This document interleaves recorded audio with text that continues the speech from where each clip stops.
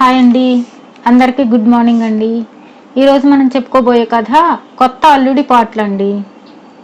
అంటే ఒక తిండిపోతల్లుడు తిండి కోసం పదే పదే వాళ్ళ అత్త వాళ్ళ ఇంటికి వెళుతూ ఉంటాడండి. అక్కడ చాలా రోజులు ఉంటూ ఉంటాడు. ఆ రోజు కూడా అరిసెల కోసం వాళ్ళ అత్త వాళ్ళ ఇంటికి వెళ్ళి అక్కడ ఎలా అవమానం పొందాడో చూద్దామా? సరే అండి. కొత్త అల్లుడు కోటిలింగం పెళ్ళైన 3 నెలల్లో 5 సార్లు రావడం తలనొప్పిగా తయారైంది గౌరమ్మకు. పెళ్ళైన కొత్తల్లో దసరా పండగకు వచ్చిన అల్లుడు గారెలు అద్భుతంగా ఉన్నాయత్త, బూరెలు అమోఘం అనుకో అంటూ భోజనం చేస్తూ పొగిడినప్పుడు చాలా పొంగిపోయింది ఆమె. నీ అల్లుడికి అరిసెలంటే ప్రాణం అమ్మ.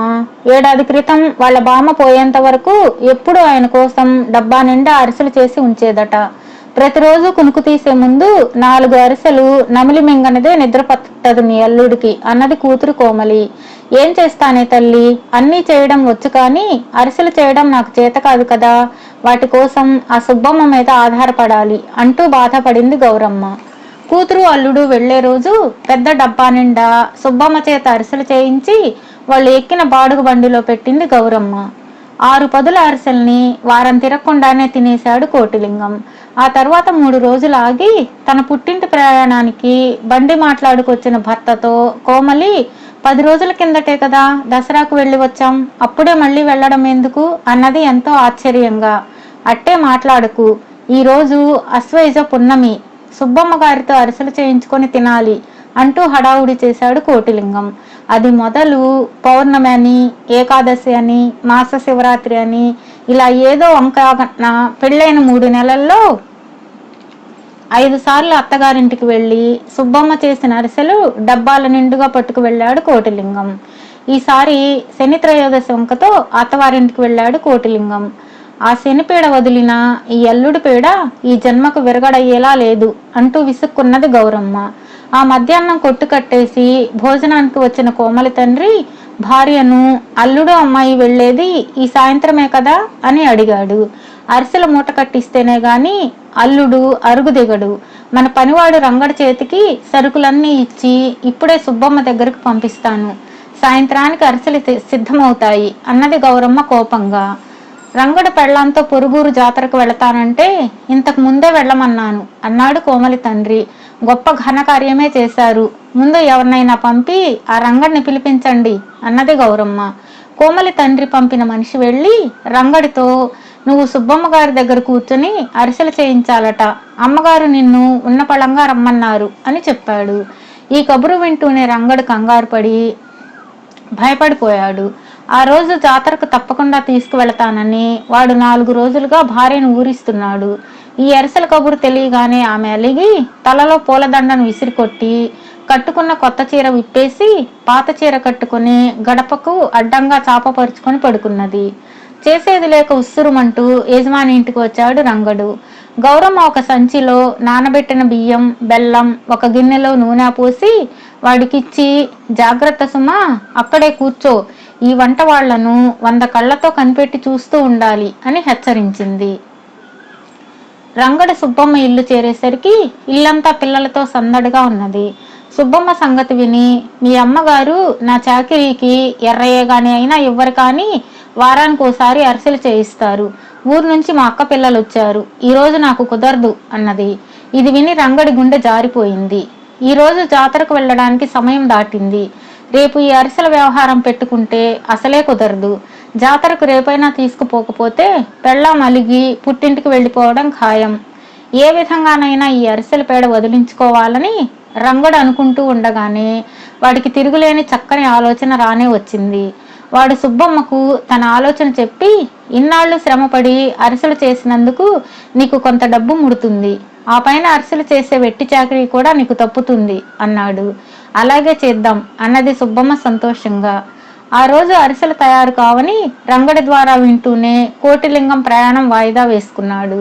ఆ సాయంత్రం పెరట్లోని బావి పక్కనున్న మామిడి చెట్టు కింద కూర్చుని ఉన్న కోటిలింగంతో రంగడు వచ్చి, చిన్నయ్య గారు, సుబ్బమ్మ మనకైతే అరిసెలు రేపు కానీ చెయ్యనన్నది కానీ అక్క పిల్లలకు మాత్రం ఎలాంటి అరిసెలు చేసి పెట్టిందనుకున్నారు, వాళ్ళు తింటుంటే నాకే నోరూరిపోయింది, కరకరమనే చప్పుడు నేతిలో వేయించిందేమో, తేనె రంగులో ఘుమఘుమలాడుతూ ఉన్నాయి అన్నాడు. ఆ మాటలు వింటూనే కోటిలింగం నాలుక చప్పరించి, నువ్వు చెప్పింది బాగానే ఉంది, కానీ ఎవరింట్లోనూ అరిసెలు చేస్తే మన చేతికి ఎలా దొరుకుతాయిరా అన్నాడు. వాళ్ళింటికి వెళదాం, పిల్లలు వేలం వెర్రుగా తింటున్నారని సుబ్బమ్మ అరిసెల జాడీని అటక మీద పెట్టడం నేను కళ్ళారా చూశాను. చీకటి చాటున ఆ జాడీలోని అరిసెలు కొన్ని తెచ్చుకుంటే సరిపోతుంది కదా అన్నాడు రంగడు. అదెలా సాధ్యం? అయినా కొత్త అల్లుణ్ణి ఊళ్ళో అడ్డమైన వాళ్ళకు వెళ్ళడం ఏం బాగుంటుంది, మర్యాదగా ఉండదేమో అన్నాడు కోటిలింగం కాస్త బెట్టుగా. అరిసెల విషయంలో ఈ పట్టింపులేమిటండి? మీ అత్తగారు అరిసెలు చేసినందుకు సుబ్బమ్మకు కానీ కూడా విధిల్చదట, అన్యాయం. అందుకుగాను రేపు ఆవిడ చేసే అరిసెలకు ఏ 25 రూపాయలు ముట్ట చెప్పడం న్యాయం. మీరు డబ్బిచ్చే వంకతో రండి, మిగతా పని నేను చూస్తానుగా అన్నాడు రంగడు నమ్మకంగా. కోటిలింగం కాస్త నిరుత్సాహంగానే బయలుదేరాడు. వాళ్ళు సుబ్బమ్మ ఇల్లు చేరేసరికి చీకట పడిపోతుంది. ఇంట్లో సుబ్బమ్మ ఒక్కతే ఉన్నది. ఇలా వచ్చారేం బాబు, అరిసెలు రేపు చేసి ఇస్తానన్నానుగా అన్నది సుబ్బమ్మ కోటిలింగాన్ని చూస్తూనే. ఇంతకాలంగా అరిసెలు చేస్తూ డబ్బు పుచ్చుకొనే లేదట, ఈ 25 రూపాయలు ఇద్దామని వచ్చాను అంటూ కోటిలింగం సుబ్బమ్మకు డబ్బులిచ్చాడు. అంతలో రంగడు అన్నట్టు సుబ్బమ్మ, ఏనాడో ఊళ్ళు పట్టిపోయాడనుకున్న నీ మొగుడు 4 రోజుల క్రితం పట్నంలోని పెద్ద బజార్లో మా బావమరిది కనిపించాడట.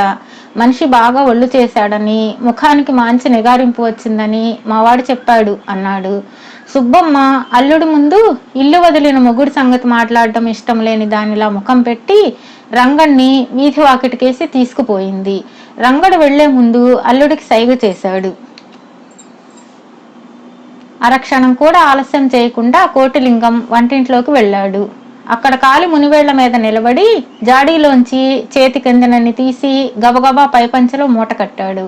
ఇంకా తనలోని ఆశ తీరక జాడీని మళ్లీ వంచి మరొకటి తీసి ఆత్రంగా కొరికాడు. అంతే, కోటిలింగం నోరు భగ్గుమనటమే కాక ఎర్రచీమల అతడి ముఖాన్ని చేతులను కుట్టసాగాయి. ఇంతకు అతడు అనుకున్నట్లు జాడీలో ఉన్నవి అరిసెలు కాదు, పశువులకు మేపే తెలకపిండి అచ్చులు.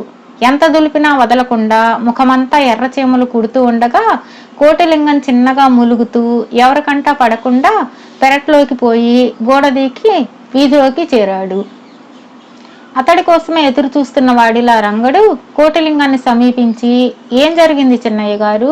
సుబ్బమ్మకు మాట మాత్రంగానైనా చెప్పకుండా ఇలా గోడగెంతి రావటం ఏ మర్యాద అనిపించుకుంటుంది అన్నాడు కోప్పడుతున్నట్టు. కోటిలింగం చిన్నగా, అంత పెద్దగా మాట్లాడకురా రంగడు, ఇల్లు చేరాక జరిగిందేమిటో చెబుతాను, అయితే ఆ రహస్యాన్ని కడుపులోనే దాచుకోవాలి. సరే, ముందు ఈ 10 రూపాయలు ఉంచుకో అంటూ రంగడికి డబ్బిచ్చాడు. కోటిలింగం అరగంట తర్వాత ఇంటికి వస్తూనే గౌరమ్మతో, అత్త, ఈ మధ్య నాకు నూనె వస్తువులు, ఆ మాటకొస్తే నేత్తో చేసిన పిండి వంటలు కూడా పడడం లేదు. పొద్దున తిన్న గారెల వల్ల పైత్యం చేసి ముఖం మీద దద్దుర్లు వచ్చాయి. ఇక ఈ జన్మలో అరిసెల మాట తలచనే కూడదని ఒట్టేసుకున్నాను.